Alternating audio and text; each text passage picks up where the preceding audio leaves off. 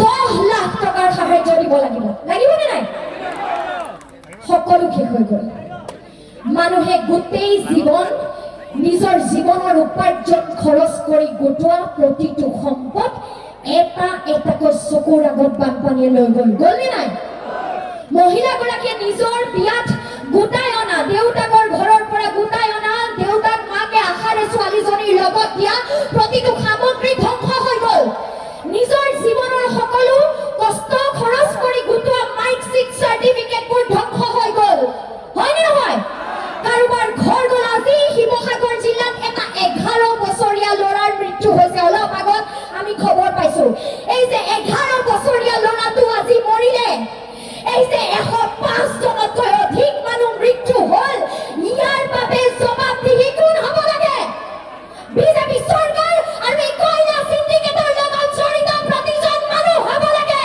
কিন্তু তাৰ বাবদ তেওঁলোকে ৰাইজক ক্ষতিপূৰণ দিয়াৰ ক্ষেত্ৰতো তেওঁলোকৰ লোভ মোহৰ সীমা নাইকিয়া কৰিছে হয়নে আজি তেওঁলোকে ক'ব লাগিছিল যে আমি কাকো ৰেহাই নিদিও যোন এইবোৰৰ লগত জড়িত ক'ব পাৰিছেনে নাই পৰা তেওঁলোকে ক'ব লাগিছিল যে আমি সিবিআই ইনকুৱাৰী কৰিম আৰু শাস্তি দিম ক'ব নাই পৰা কিন্তু একো তেওঁলোকে ক'ব লাগিছিল আজি প্ৰশাসনে আন্দোলন কৰিছে আজি বিজেপি দলে আন্দোলন কৰিছে হেৰো বানপানী হৈ আছে ইমান যদি আন্দোলনেই কৰিব লগা আছে বানাক্ৰান্ত ৰাইজৰ পক্ষত কৰা ইমান যদি আন্দোলন কৰিব লগা আছে তেন্তে কোৱা যে বানাক্ৰান্ত প্ৰতিখন ঘৰক আমি PMAY জৰিয়তে বনাই দিম হয়নে নহয় পকীকৰণ কৰি দিম ইমান যদি আন্দোলন কৰিব লগা আছে বানাক্ৰান্ত ৰাইজৰ ঘৰে ঘৰে যোৱা ভালদৰে সাৰ্ভেবোৰ কৰা 10 লাখ টকাৰ সাহায্য দিম বুলি কোৱা আৰু ইমান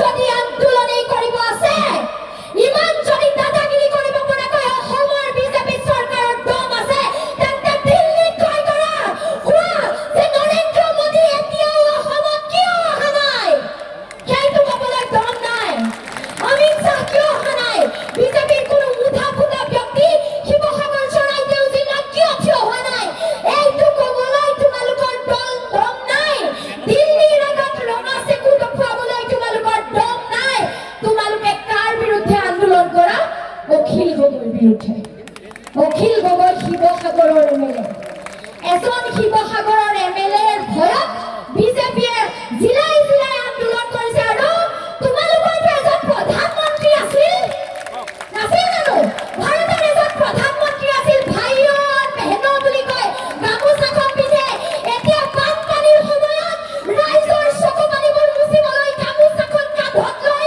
নৰেন্দ্ৰ মোদী অসমলৈ কিয় অহা নাই এতিয়াও বানপানীৰ সমস্যাক ৰাষ্ট্ৰীয় সমস্যা ৰূপে কিয় ঘোষণা কৰা নাই তাৰ উত্তৰটো আমাক হিমন্ত বিশ্ব শৰ্মা চৰকাৰৰ পৰা লাগে নে নাই অসমৰ বানপানীৰ সমস্যা ৰাষ্ট্ৰীয় সমস্যা ৰূপে ঘোষণা কৰিব লাগে বুলি আমি প্ৰতিবাৰেই দাবী কৰি আহিছো নাই গুৰুত্ব নিদিয়ে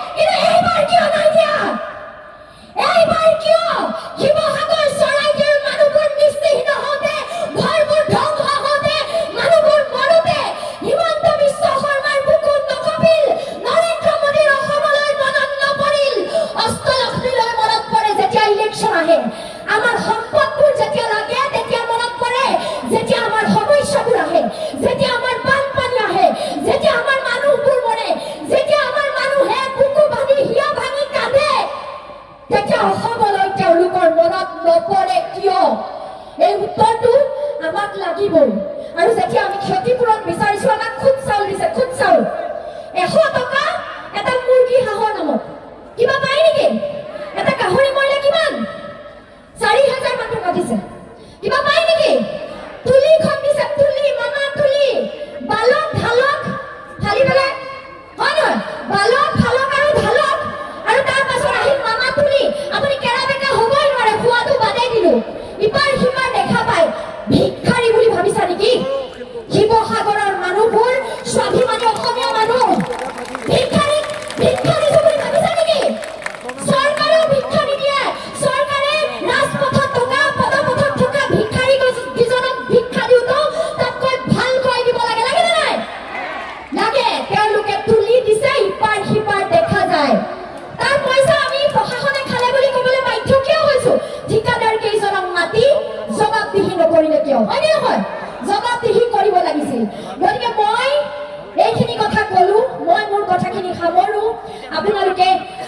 আমাক এই যুঁজখনত আপোনালোকৰ লগত থিয় দিয়াৰ প্ৰত্যেকটো সুযোগ দিব, আমি যুঁজি যাম, কিন্তু আপোনালোক সকলোৱে আমাৰ লগত যুঁজিব লাগিব। আজি আমাৰ সভাপতি মহোদয়ে দিন ৰাতি একাকাৰ কৰি ৰাইজৰ বাবে কাম কৰি আছে নে নাই?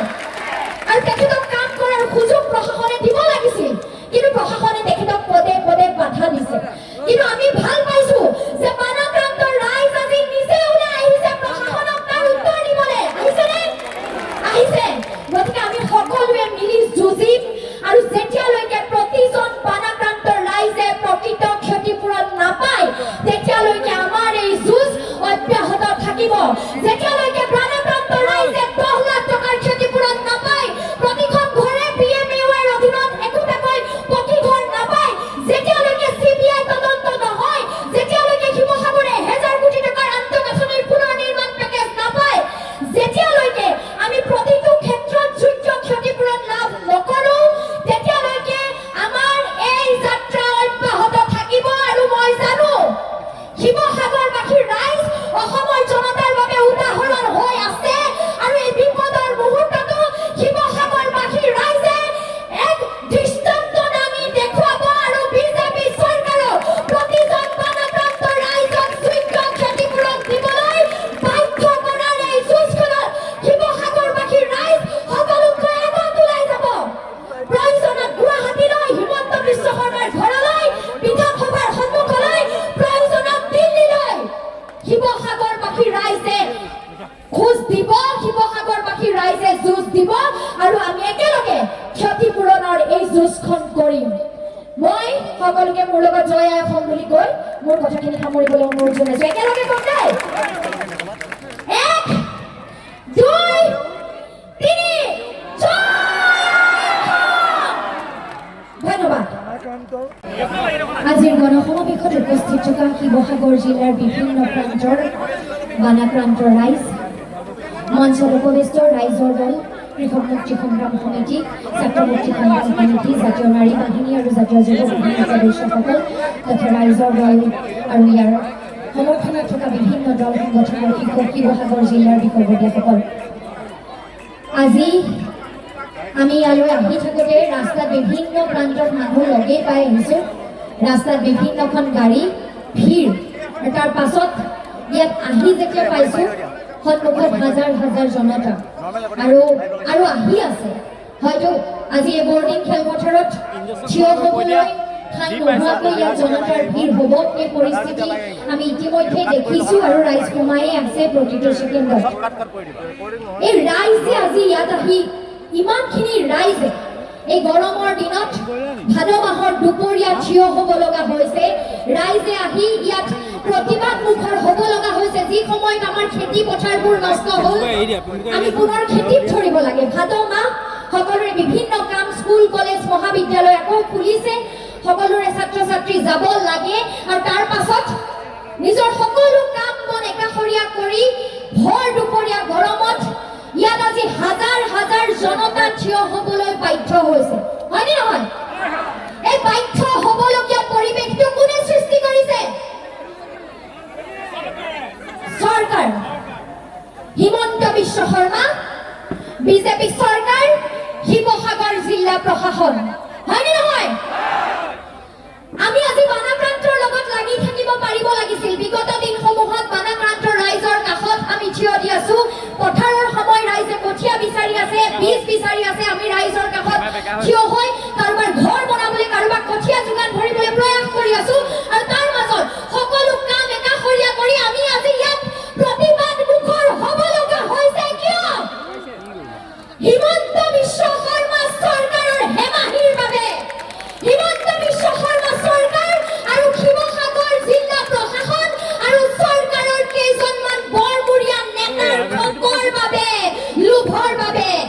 কাৰণ ৰাইজে পাবলগীয়া 15,000 টকাটো দিবলৈ, ৰাইজে পাবলগীয়া 25,000 টকাটো দিবৰ সময়তো তেওঁলোকৰ হিচাপ নিকাচ বিজেপিকৰণৰ অন্ত নাই পৰা, হয়নে নহয়? কিমান ৰাইজে নাই পোৱা পইচা? মই যেনিয়ে চাইছো সকলোৱে হাত দাঙিছে। গতিকে প্ৰশ্নটো এইটোৱেই, যদি ইয়াত উপস্থিত থকা সকলোৱে টকাটো নাই পোৱা, তেন্তে টকাটো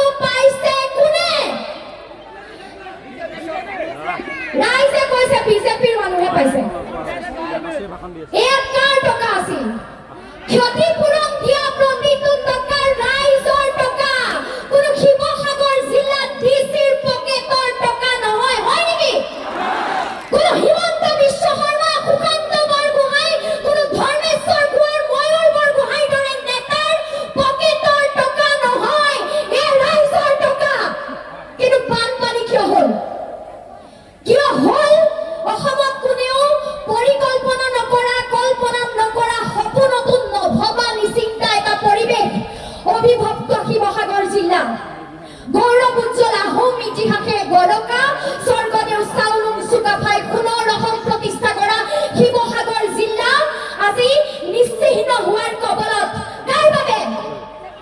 কেইজনমান মানুহৰ খকৰ বাবে, কেইজনমান মানুহৰ কয়লাৰ প্ৰতি লোভ, শিল বালি খননৰ প্ৰতি লোভ, কয়লা চিণ্ডিকেট, কয়লা মাফিয়া, শিল বালি খননৰ লগত জড়িত কেইজনমান বিজেপিৰ মুঠা ফুটা নেতাৰ বাবে, হয়নে নহয়? নাম তেওঁলোকৰ উচ্চাৰণ হৈ আছে, তেওঁলোকে এতিয়ালৈকে ক'ব পৰা নাই যে মোৰ বিৰুদ্ধে CBI তদন্ত দিয়ক। কাৰ কাৰ নাম ওলাইছে? ৰাইজে কৈছে সুশান্ত বৰগোহাঁইৰ নাম ওলাইছে, আৰু কাৰ? ময়ূৰ বৰগোহাঁইৰ নাম ওলাইছে, আৰু কাৰ? ধৰ্মেশ চকুৱাৰৰ নাম ওলাইছে, বহু কেইজন ব্যক্তিৰ নাম ওলাইছে। ময়ূৰ বৰগোহাঁইয়ে কৈছে, কি কৈছে? যে তেওঁ অহিংস নীতিত বিশ্বাস নকৰে। শিৱসাগৰ জিলাৰ বৰ্ডিং ফিল্ডত থিয় হৈ কৈছো, তেওঁৰ নিজৰ জিলাত থিয় হৈ কৈছো, এইখন জিলাৰে বিধায়ক তেওঁ। কি কৰিব? ইমান ৰাইজ থিয় হৈ আছে, কাক মাৰিব? ইমান ৰাইজৰ কাক তেওঁ হিংসাত্মক পন্থাৰে দাবী দিব, ধমকি দিব, আমি চাই ল'ম। চাবনে? চাবনে নাই? ইমান যদি বুকুত দম আছে, ময়ূৰ বৰগোহাঁই কওক যে কয়লা চিণ্ডিকেটৰ বিৰুদ্ধে তেওঁক CBI তদন্ত লাগে। ইমান যদি দম আছে, ময়ূৰ বৰগোহাঁই কওক যে তেওঁ নিজৰ বিৰুদ্ধে তেওঁ পুলিচত কেছ দিব, তেওঁৰ বিৰুদ্ধে CBI তদন্ত হওক, দুখী নে নিৰ্দোষী ৰাইজৰ আদালতত তেওঁ থিয় হওক। হয়নে নহয়? কি কৰিব? আমাক দাবী দিব। ঋতুমণি দা, আমাৰ ঋতুমণি দাৰ পত্নীক গৈ ঘৰত দম দিছে। মহিলা পাই তোমালোকে দম দিবলৈ আহিছা?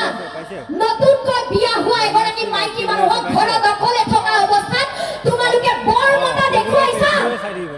মহিলাৰ ওপৰত দাদাগিৰি কৰি, ভয় ভাবুকি দি তোমালোকে তোমালোকৰ কয়লা চিণ্ডিকেটৰ, তোমালোকে তোমালোকৰ খকৰ কাহিনীবোৰ লুকুৱাবলৈ চেষ্টা কৰিছা। হয়নে নহয়? আমি মানি লম নেকি? ইমান দম আছে যদি CBI এনকুৱাৰী কৰক। এইখিনি কথা প্ৰথমতেই কলো, আৰু ইয়াৰ পাছৰখিনি আমাৰ দাবী থাকিব। দাবী যে যিকোনো খবৰৰ বাবে যোগাযোগ কৰক 9181 307 221 আমাৰ এই নম্বৰত।